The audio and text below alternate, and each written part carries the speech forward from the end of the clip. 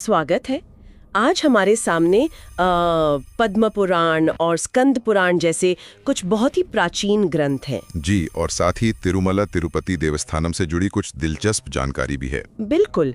और इन्हीं स्रोतों के आधार पर आज हम वैकुंठ एकादशी के पर्व को आप कह सकते हैं परत दर परत समझने की कोशिश करेंगे।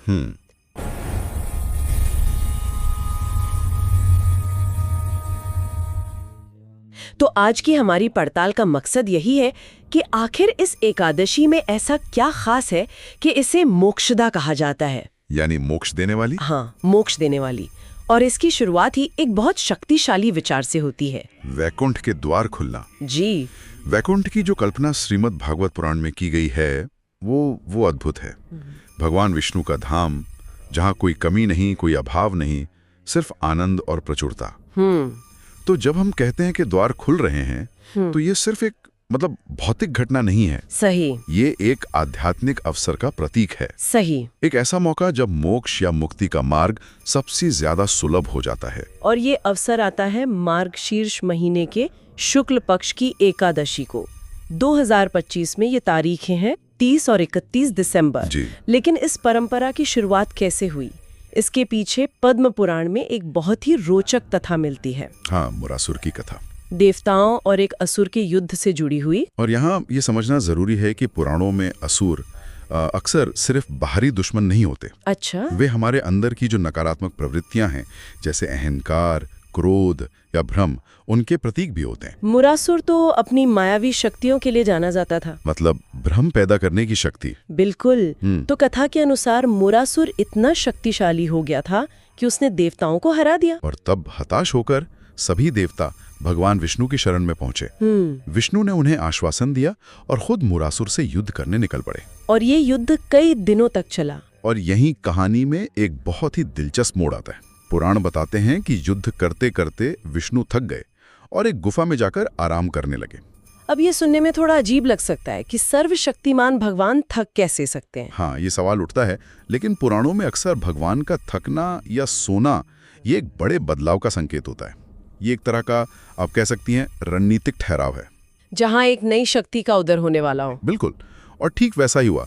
जैसे ही विष्णु ने आंखें मूंदी, मुरासुर उनका पीछा करते हुए गुफा में घुस आया। हाँ, उसने सोचा कि यही सही मौका है सोए हुए विष्णु पर वार करने का।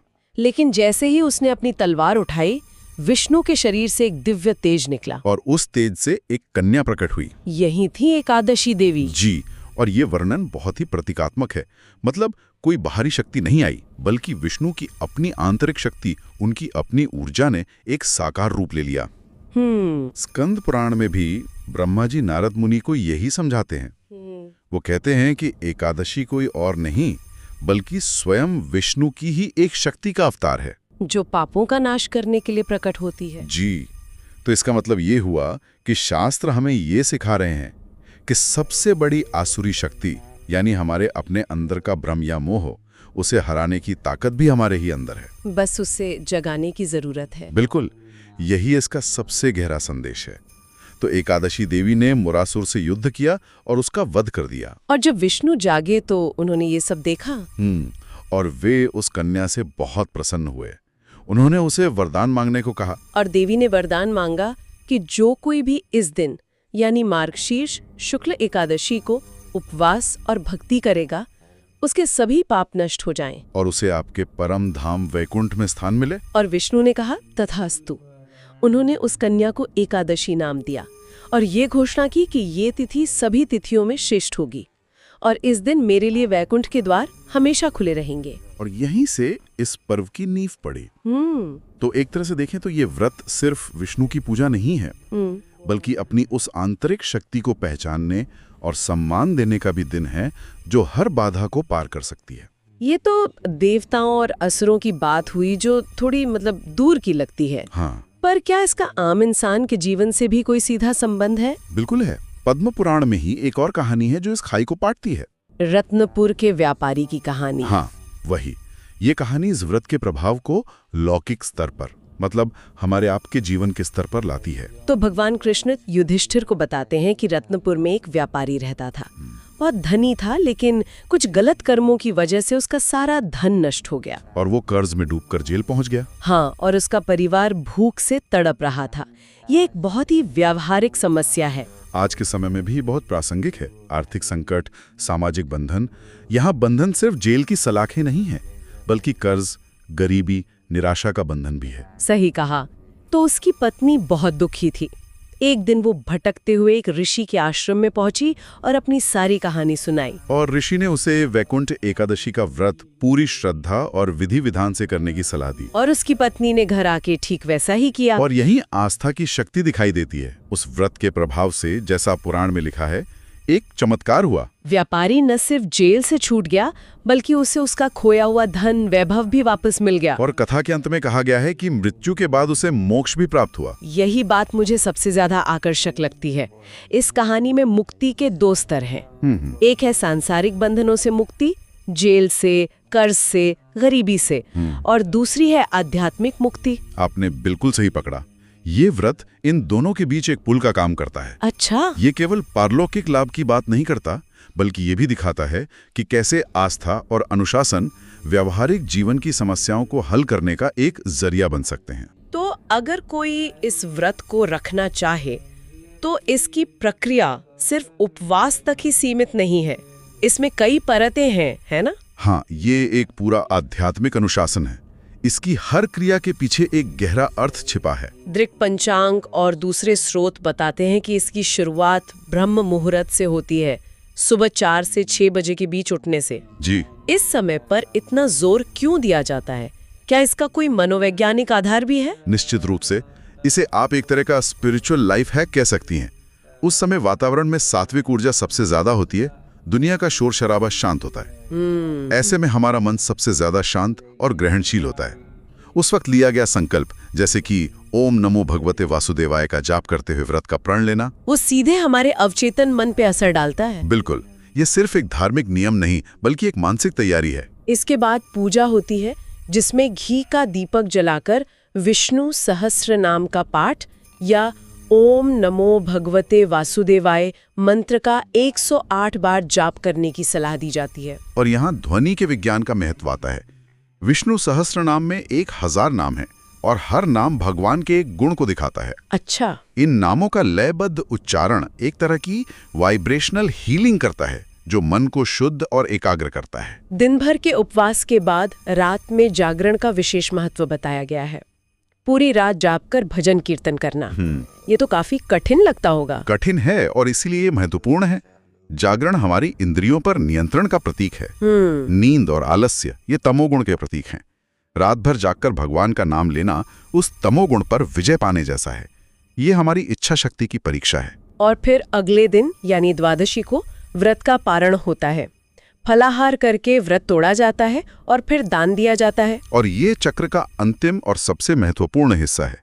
कोई भी व्रत या उपवास दान के बिना अधूरा है। सही। यह याद दिलाता है कि आध्यात्मिक उन्नति सिर्फ व्यक्तिगत नहीं, बल्कि सामाजिक भी है।